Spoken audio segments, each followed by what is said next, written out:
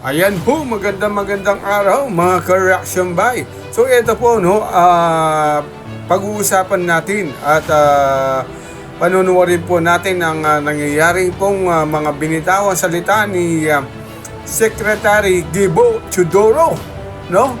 Kilala niyo po siguro si Gibo Teodoro, di ba? Ito po yung may pinakita dati na may Maltese visa, no? Isa po siyang Pilipinong pero meron po siyang Maltese visa. Ano kaya po yan? Diba? At ito po ay nagpatotsyada po siya na patungkol sa mga aligasyon na may kumakalat daw na sinasabing kudeta. At nagpahayag po siya na isa po kasing sabi niya ay parang matutulad daw tayo parang sa bansang Myanmar na siguro ang ibig sabihin yan po kasi po kaya nasabi niya yan baka daw matulad tayo sa Myanmar dahil po may ugong-ugong na ang mga militar ay magkakajunta yung kudeta, no? So, yun po yung mga ugong-ugong. Ewan ko po saan nanggaling yan. Sila mismo ang nagsasabi. Pero tignan po natin sa isang video para mapaliwanag kung totoo ba ang nangyayaring to na magiging kudeta. Pero ito po ay tignan din po natin yung mga reaksyon ng ating mga sambayanang Pilipino tungkol sa kanyang sinabi, no? Pero panoorin muna natin po ang video ito. Pero po bago lahat, sana po wag niyo pong kalimutang mag-subscribe sa ating munting channel. At saka po i-like niyo rin at i-share, no? Isang subscribe lang po. Yan, masaya na tayo. So irekta na po tayo sa kay Gibo, no? Kung ano po ang kanyang sasabihin. At doon po dati na re-reactionan, no? Kung anong talagang gusto niyang ibig sabihin pag may mga junta, no? Umuugong na naman ang posibilidad ng isang kudeta sa hanay ng militar. Babala ni Defense Secretary Gibo Teodoro, baka matulad tayo sa gulo sa Myanmar kung tuluyang mag-aaklas sa mga sundalo. Nangunguna sa balita si News 5 Palace Correspondent Maricel Alili. Maricel, kinukumpirma ba ni Secretary Teodoro na totoong may alingas-ngas nga ng kudeta? Gigi, walang kinukumpirma si Defense Secretary Gilbert Teodoro tungkol nga dyan sa sinasabing panibagong coup threat. Natanong lang naman siya ng ilan sa mga kapatid natin sa media tungkol nga sa usaping ito at ang sinabi ng kalihim kapag nangyari yan, hindi malayo na matulad tayo sa Myanmar na magkaroon ng military junta. Kapag nagkaroon ng military junta sa Pilipinas, mababaliwala ang batas dito sa bansa dahil magkakaroon ng military takeover. Pwede rin na hindi tayo kilalanin ng ibang bansa o yung tinatawag na diplomatic isolation. Maaari rin na mapatawan ng mga economic sanction. Matatandaan natin na nagkaroon ng military junta dyan sa Myanmar nung umabot sa punto na kinukwestiyon na yung naging resulta ng kanilang halalan. At sa puntong yun, maging yung ASEAN Summit pinagbawalan na dumalo ang junta leader doon sa nasabing pagtitipon. Natatandaan natin, nagpunta tayo sa ASEAN Summit dyan sa Laos, dyan sa Malaysia at walang ang kinatawan ang bansang Myanmar ng mga pagkakataong yan. Pakinggan natin ang sinabi ni Secretary Teodoro. Bubuhay lang sa'yo kukunting bansa. Isa na yung China. Well, exactly the situation of Myanmar. And I don't think Filipinos would like that. No. At the end of the day, any extra-constitutional move means kung sino ang pinakamalakas na firepower, siya mamumuno. Yan labag sa ating kagustuhan na maging malaya. No? Kaya, be careful for what you pray for. You may just get it. Jiggy, nito lamang nakaraang buwan ay kinumpirma nga rin ng AFP Chief of Staff na si General Romeo Browner na nagkaroon din talaga ng ilang mga retiradong general na nananawagan para i-withdraw yung suporta sa kasalukuyang administrasyon. Pero nun din naman ay sinabi nilang hindi yan nagtagumpay. At sa panayam nga sa DZRH, sinabi rin ni General Browner na nananatiling tapat ang mga militar sa konstitusyon at pinag-aaralan nila kung meron nga bang mga posibleng kaso na maisampa laban dito sa mga sinasabing taong nananawagan para sa withdrawal of support. Narito ang sinabi ni General Browner. Nananawagan ako sa ating mga kababayan na huwag na pong idamay ang armed forces. Please shield the armed forces from the political environment. Again, pag nakialam po ang armed forces of the Philippines, hindi po maganda para sa ating bayan. Sa panig naman ng Malacanang, sinabi nga ni Undersecretary Claire Castro na importanteng maging mapanuri pa rin sa mga lumalabas na impormasyon at huwag basta-basta maniwala. Narito ang kanyang sinabi. Ito ba ay galing sa mga obstructionists, fake news peddlers? Ito po ay kumakalat at nakita nyo kung saan galing at maituturo nyo na malamang ito ay mula sa mga nagnanais na paalisin ng Pangulo sa pwesto. Huwag po natin paniwalaan. Pero handa naman po ang gobyerno sa anumang maaaring palaki nila.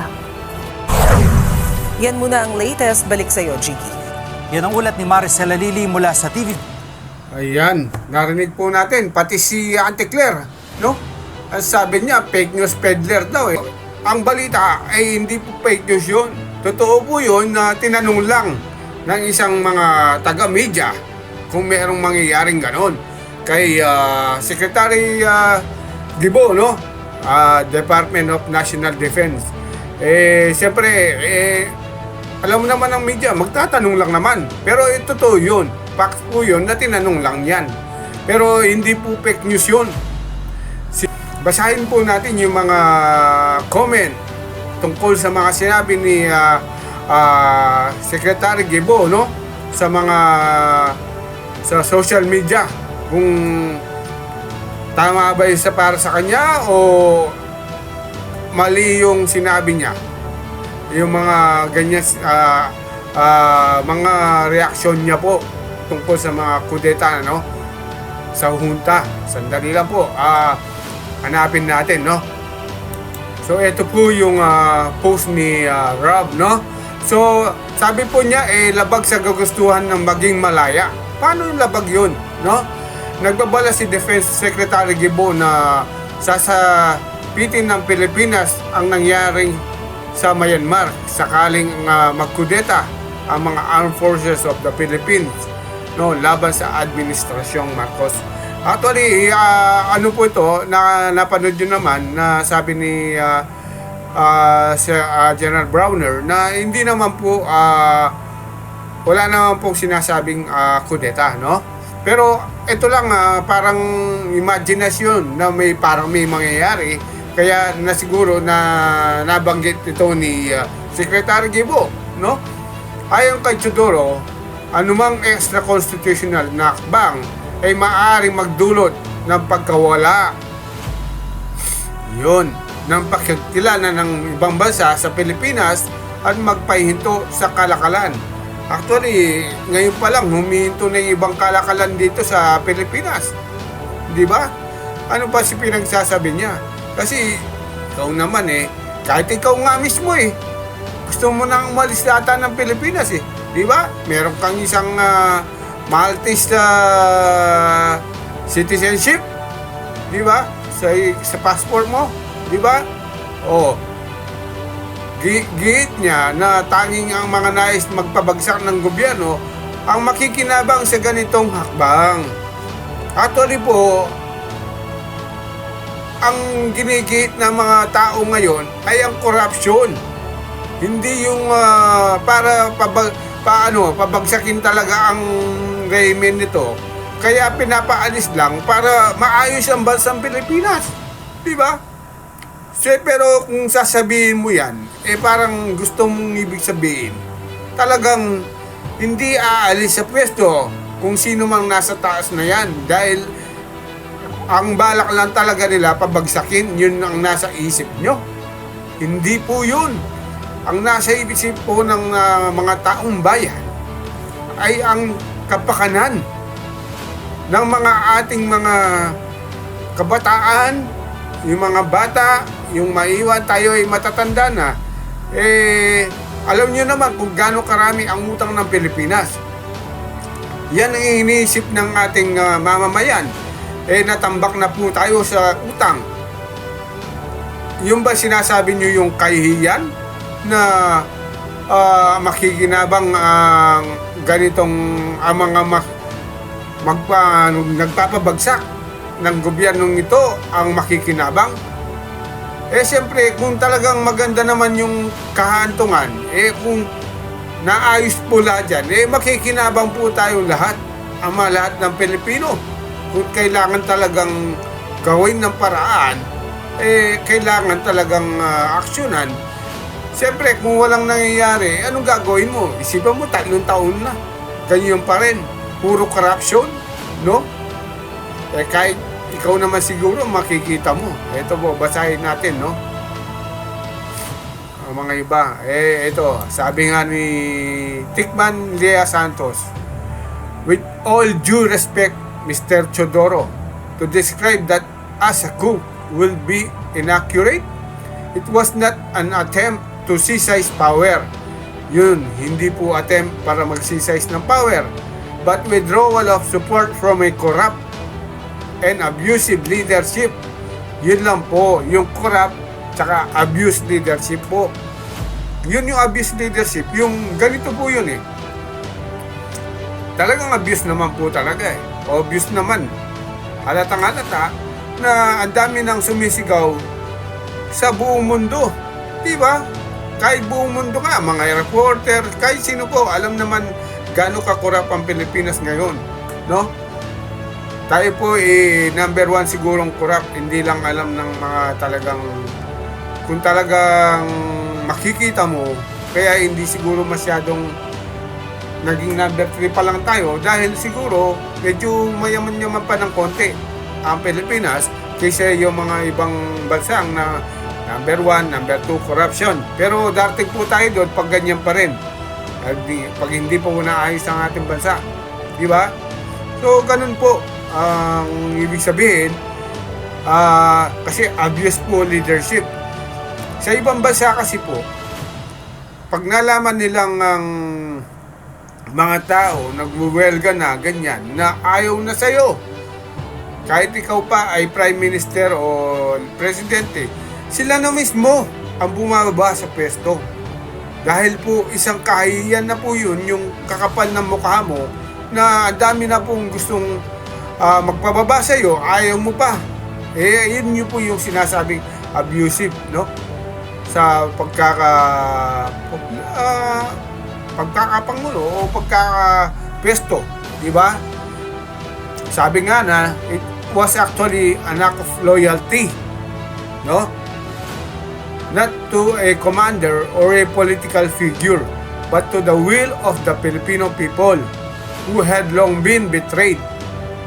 So, ibig sabihin, sinasabi niya, tayo po kasi na-betray dahil na puro corruption, yung mga corrupt official, alam niyo naman po, kahit along hanay po yan, mapunta ka sa LTO, DPWH, kahit ano po, ayan, DepEd, meron na. So, sabi niya, betrayed and robbed by those in power. When the people trust is lost, standing with the sovereign is not a rebellion. It's a patriotism. Kaya yan po. Yan. So, yan. Basahin po natin yung kay EJ Serona. Nangyari na nga ang kawalan ng tiwala sa totoo lang. Kahit walang gulo o stab, kung ang investor na rito na nawalan na ng tiwala at lumabas na ng bansa. Ang maiiwan dito ay mga oligarchs. Victoria, tignan mo yung mga seafarer natin, Dine. Deport ng walang rason. Bakit kaya? Dahil ba sa nangyari sa bansa natin? Naku po, ang sakit niyan.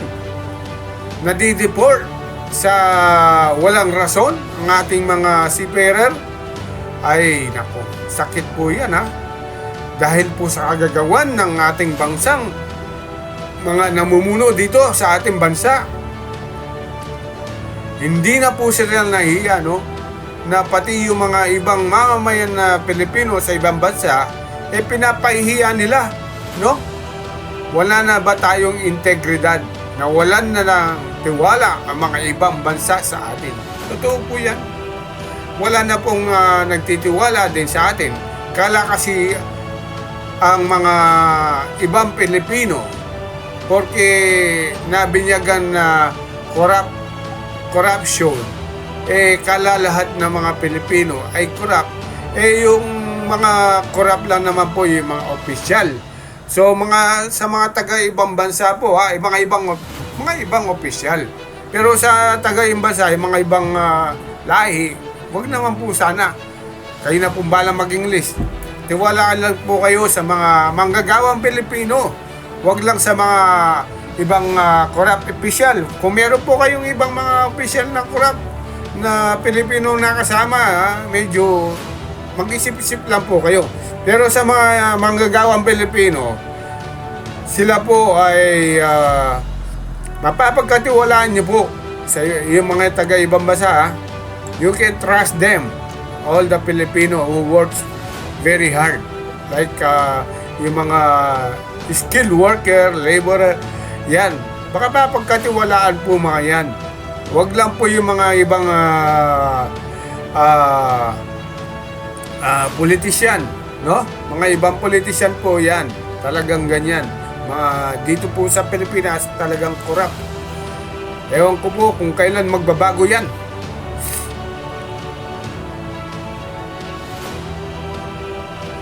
Basahin po natin ang kay Liam Lesbaca. Kaya ayaw niya noon mag-work sa admin ni PRRD. Alam na kung bakit. Pro-American at isa pa, Maltese passport, dual ang face. Yan po ay patungkol kay Secretary Gibo. So ito po, so what do you want? Na okay lang sa harapang nilalabag ang batas? Kinukulong nyo ang mga walang kasalanan? Ito po yung siguro ang ni Fashion Spot, yung mga kagaya yung mga nag-witness, minsan sila pa pong nakukulong. Nag-witness na sila pang nakukulong. Kaya mahirap po dito sa Pilipinas pag nag-witness ka, kagaya ni Sergeant Gutesa, sila pa binabaligtaran ngayon. Samantalang ang nakita naman po natin sa Senate Blue Ribbon Committee kung paano mag-explain ng maayos si Sergeant Gutesa, no? Si ex-Marine Sergeant Gutesa. So, ini-explain niya kung paano lahat ang detalye, paano dinadala yung mga basura. Kagaya ng mga sinasabing basura na maleta. Ito pong basura ito ay yung mga maletang pera na sinasabi na talagang consistent naman po. Sinabi niya kung ilang milyon ang isang bag. Makikita may sulat. Pero hindi na po tinitimbang yan. Sinasabi niya lang, nakikita yung isang maleta may tag like 48 million or 48M. Ganun po. At pinatunayan po yan na ni si Curly, sabi niya kada 1 milyon ay tumitimbang daw ng 1 kilo. Kaya ganun po.